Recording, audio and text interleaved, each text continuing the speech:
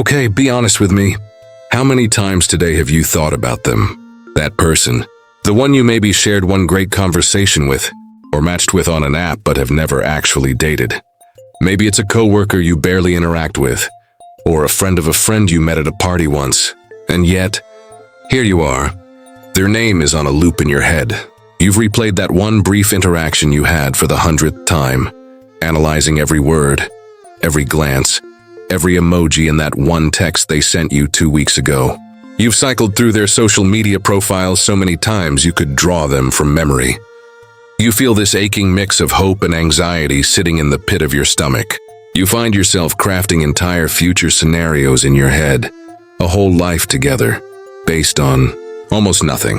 And the most frustrating part? The part that makes you feel a little crazy. You know logically that you don't really know them. You know this intensity isn't normal. You might even know that they're not actually right for you. But you just can't stop. If any of this sounds painfully familiar, I want you to take a deep breath. And I want you to hear this. There is nothing wrong with you. This isn't a character flaw. This is a psychological response. And today, we are going to demystify it. We're going to answer the question, why am I obsessed with someone I barely know? And more importantly, we're going to learn how to break free from it. First, we need to give this experience its proper name, because naming something is the first step to understanding it and taking away its power. This state isn't just a crush, it's called limerence. A psychologist named Dorothy Deneuve coined this term after years of studying people in this exact state. Limerence is an involuntary state of intense romantic desire for another person, characterized by intrusive thoughts, fantasy, and a desperate need for your feelings to be reciprocated. But here's the most important distinction. Limerence is not love. Let's be really clear on the difference, because confusing the two is what keeps us stuck. Love is based on intimacy. It grows from truly knowing someone, their flaws, their quirks, their strengths, their weaknesses, and choosing them anyway. It's built on a foundation of shared experiences, trust, and security. Love is calm. It's a deep, steady current. Limerence, or obsession, is based on fantasy. It's not about who the person actually is.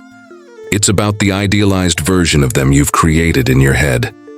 It's fueled by anxiety, uncertainty, and a fear of rejection. Limerence is a roller coaster. It's the high of a hopeful text and the crushing low of silence. You cannot be in love with someone you don't know, but you can absolutely be in a state of limerence for them.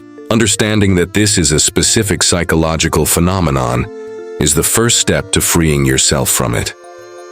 You're not crazy. You're experiencing limerence. Reason 1, falling for potential, not a person. So why does this happen?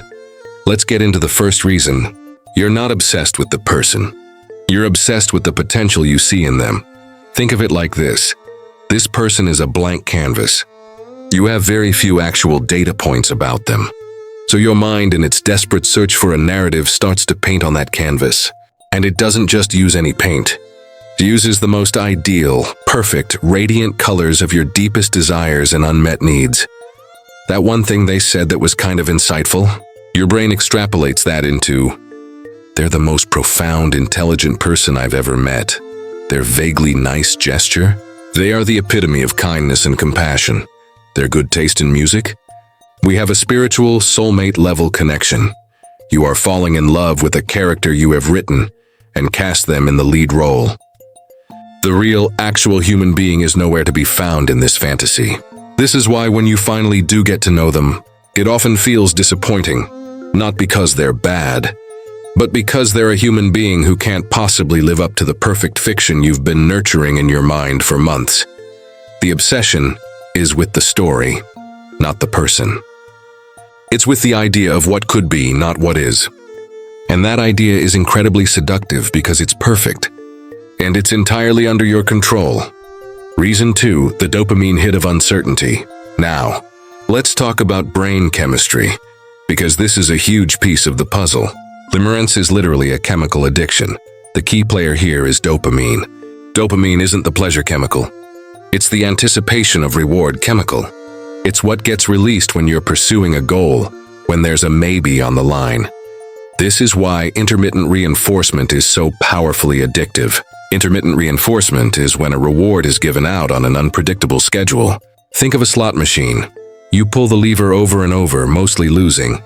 But the occasional unpredictable win keeps you hopelessly hooked. This person is your human slot machine. You send a text. Will they reply? Pull the lever. They don't, a loss. Dopamine dips. Anxiety rises. You see they've viewed your story. A tiny, meaningless win. A hit of dopamine. You see them in person and they give you a warm smile. Jackpot, a huge dopamine hit. Then they don't text you for days. Back to loss. This cycle of uncertainty, the hot and cold, the mixed signals, is what fuels the obsession. Your brain becomes addicted to the chase, to the possibility of that next little hit of validation. The constant uncertainty means your dopamine system is constantly firing, keeping you in a state of anxious arousal. You're not addicted to the person, you're addicted to the roller coaster. The maybe is far more addictive than any yes could ever be, because a yes would end the game, and your brain doesn't want the game to end. Reason 3, triggering an attachment wound. This reason goes much deeper, into the very core of how we relate to others. For many people, limerence is a desperate attempt to heal an old attachment wound. Our attachment style is formed in early childhood based on our relationship with our primary caregivers. If you have an anxious attachment style, which often develops when a caregiver was inconsistent, emotionally unavailable, or unpredictable, you internalize a deep-seated fear of abandonment and a belief that you need to work hard to earn love. Now, fast forward to today. You meet someone who is familiar. Not familiar in their face, but familiar in their energy, their unpredictability, their hot and cold behavior, their ambiguity. It feels like home. It feels like the emotional landscape of your childhood. Your unconscious mind doesn't see this as a red flag. It sees this as an opportunity. It goes, aha, I know this game. This is my chance to finally win it. If I can just get this unpredictable person to love me consistently, to choose me, then I will finally prove that I am lovable. I will finally heal that old wound of feeling not good enough. The obsession becomes a project. It's a quest for validation. Their perceived unavailability makes them the ultimate prize. Your worth becomes tied to their acceptance. You are trying to solve a problem from your past by winning the affection of someone in your present who mirrors that past dynamic. It's a heartbreakingly futile mission, because no external validation can ever heal an internal wound. The wound can only be healed from within. Reason 4, obsession as a form of avoidance. Sometimes an obsession with someone else is a brilliant, if painful, distraction from yourself. This is perhaps the most subtle reason. Ask yourself this: what is happening in your life right now? Are you feeling unfulfilled in your career? Are you lonely and lacking a strong friend group? Are you feeling a bit lost, without a clear sense of purpose or passion? Are you avoiding dealing with your own anxiety or self-doubt? Focusing all your mental energy on this other person is a fantastic way to avoid staring into that void. It's easier to obsess over someone's Instagram activity than it is to update your resume, reach out to make new friends, or sit with the uncomfortable feeling of not knowing what to do with your life. The obsession acts as a numbing agent. It gives you a fake purpose, the purpose of winning them over. Provides drama and excitement where your real life might feel stagnant or scary. It's a story you can get lost in so you don't have to face the reality of your own unmet needs and unlived potential. In a way, the obsession is protecting you. It's saying, don't look at that scary stuff over there. Look at this fascinating, dramatic puzzle over here. It's much more fun to solve, but it's a trap.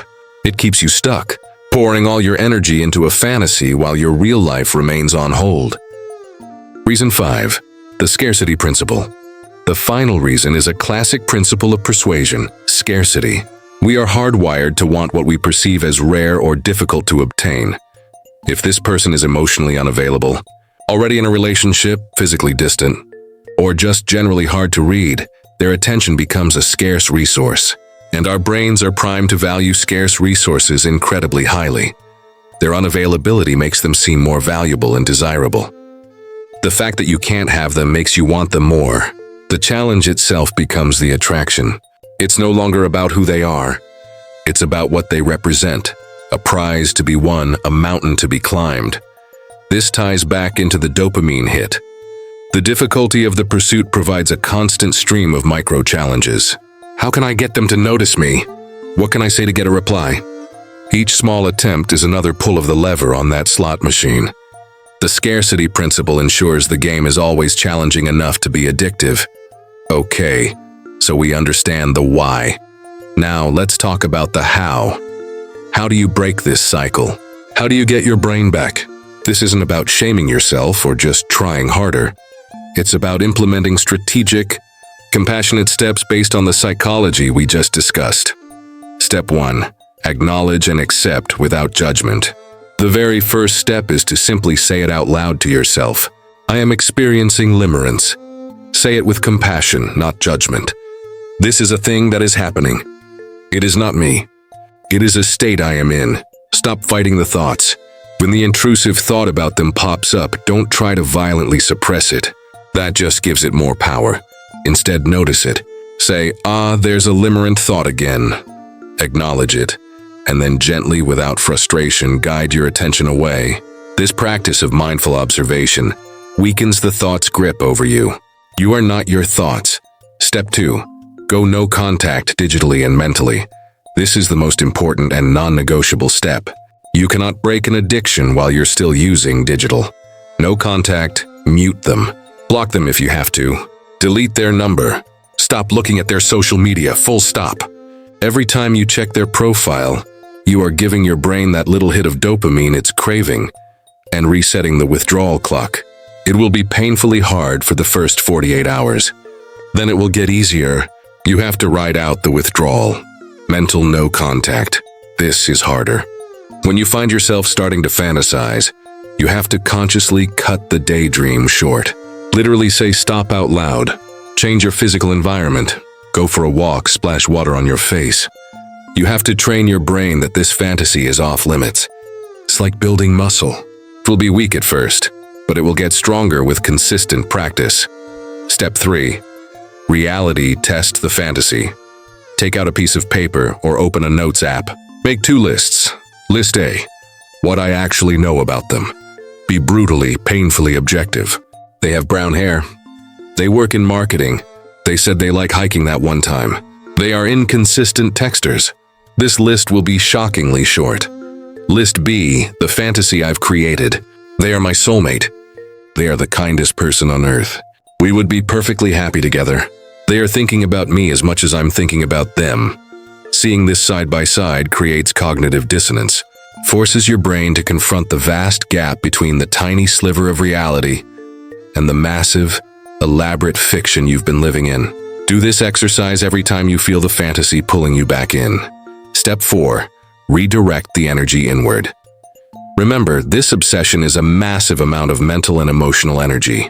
Your task is not to destroy that energy, but to redirect it. Where can you put that intense focus? What have you been neglecting? Career.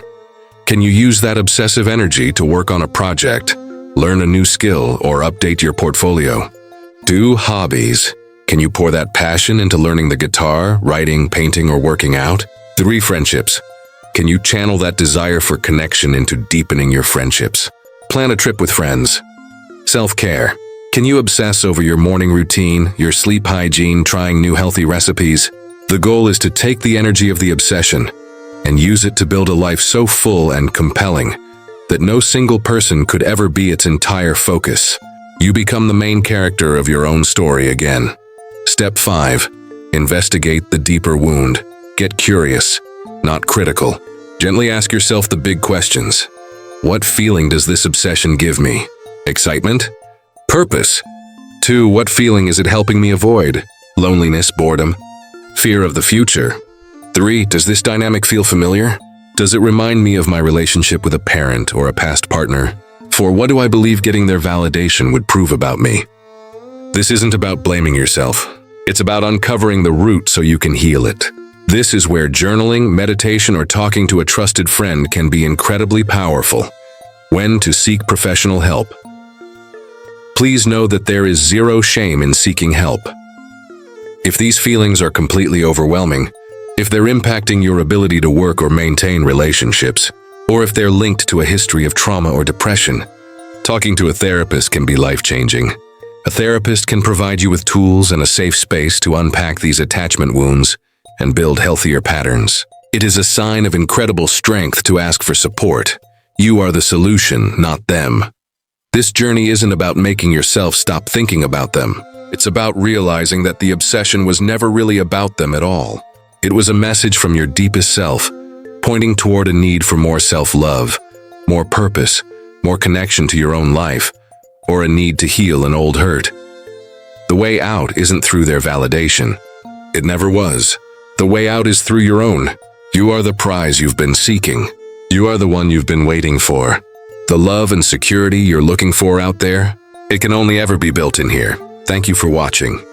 If this resonated with you, please share your experience in the comments below. You might be helping someone else feel less alone. And if you want to continue this journey of self-understanding, please hit that subscribe button and bell for more videos.